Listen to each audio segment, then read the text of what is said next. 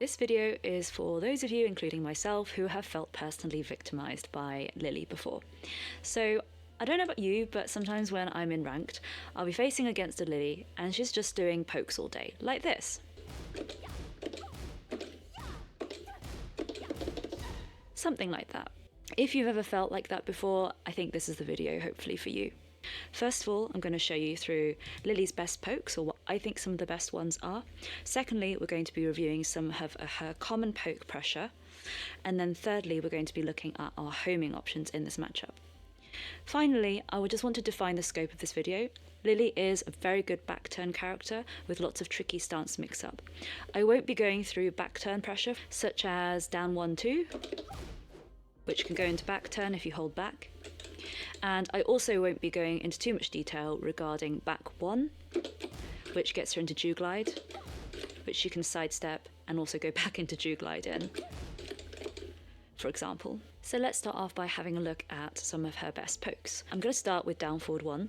So this is an I-13, so 13 frame startup mid poke.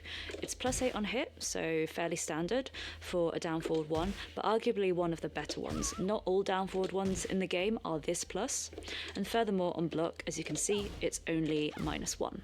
Just so you're also aware, down forward 1 from Lili does not have any other extensions, unlike, for example, Anna here, who has down forward 1, which goes into down forward 1-2. Lili just has down forward 1. I also just wanted to show you which way to step Lili according to the textbook. So you can see here I've recorded jab, down forward 1. So this move should really be stepped to the left. And if you try to step it to the right, she will catch you. The next move I want to talk about, I think, is one of Lili's best moves. So this is down forward 4. And you can see it is a I-13, so 13 frame startup mid, but it does have an extension, which is a low. Now this string should absolutely 100% be low parried on reaction every single time.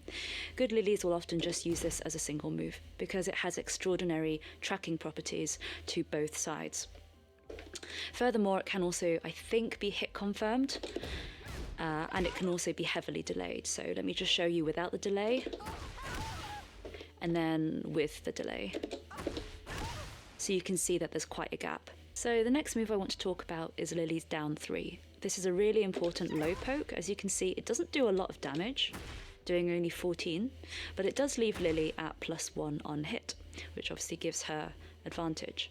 It is unreactable at 19 frame startup, so she can use this to harass your ankles. So this move can't be stepped either way, but you can try to sidewalk it left, but it is tricky. So this finally brings me on to the last move that I'm going to talk about, which is down forward 3. This move is also called Lili's submissive heel, which is very fitting for the animation, and this is an insanely good move. So it's pretty much unreactable at I-20. It's +8 on hit, which is great, and even better, it gives you +3 on crouch, so the opponent is forced into the crouch state. So I've recorded the flowchart from the start of the video, so I'm going to talk through why it can feel so oppressive. So, for example here, this is how it starts, 2 down forward 1s. At this point you might think about interrupting, at which point in this instance, yes, it would work with a 10 frame jab, which is what you can do for people who just chain down forward 1s together.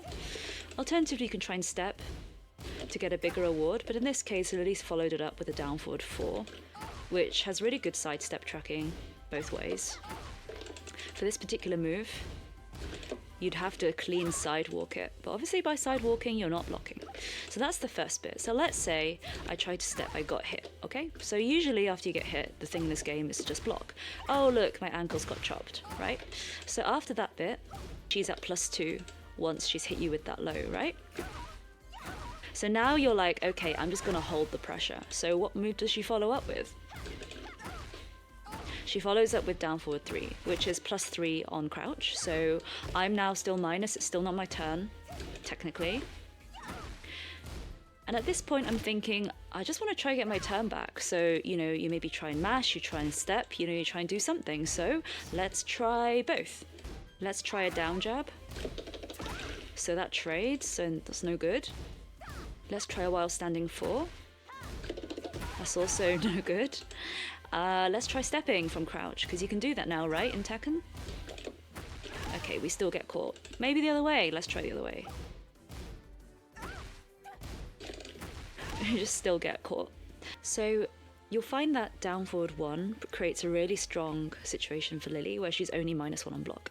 I'm not going to show you all of this because showing you this is going to take quite a while, but I just want to summarize the sort of options you can do after you block one of Lili's down forward 1s. You can see here that a 10 frame jab will actually beat a large majority of those pokes that I showed you.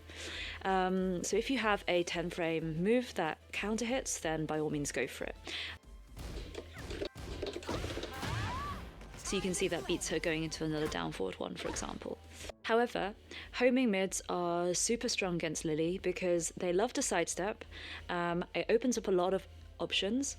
Their sidestep is one of the best in the game, so that's why the middle column there shows the homing mid as an option. And if you have a homing mid that's, relatively quick, then you will be able to also beat out some of her slower options, which can provide her more damage or plus frames.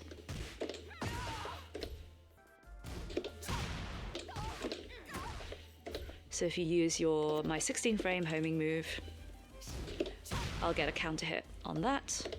And then obviously if she decides to do something like this, then you will catch her stepping as well, which can be really helpful. So the next thing I want to talk about is Lili's game with down forward 3.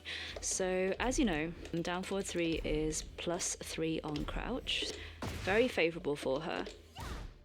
And she can follow this up with a frame trap in the form of down forward 1, which is 13 frames startup, effectively locking you down, and then pulling her back into that situation that we talked about before with down forward 1 on block. So she could do that, or she could also try down forward 3 into down forward 4. This is again a frame trap, with down forward 4 being 13 frames startup. And furthermore, down forward 4 has some great properties. It does stop you stepping both ways. This move essentially locks you down into not pressing anything. So if you dick jab, that happens. If you do a while standing 4, get frame trapped. And yeah, you can't step or anything. And let's try Power Crush. Power Crush does work, but admittedly obviously is risky.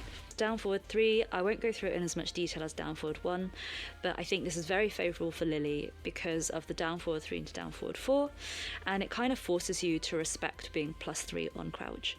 And then once you do respect it, I can imagine they may start doing much slower lows, in which case you can try and be cheeky and take your turn back by using, say, while standing 4 or a dick jab. And I can also imagine she may then start trying to put you in the blender. For example, after doing this on block, she then may try things like back 1 into Dew Glide and mix you up that way, or then she might try doing this into down 1, 2 into her back turn options. So once you start to respect it. So you might be wondering why I've specifically said use a homing mid rather than any homing move. For example, homing highs in this game are often a lot quicker. So Anna, for example, has an I-13, so 13 frame startup, high homing move. So why not use that, right? Why should I use something slower? So at 16 frames, but for its mid property.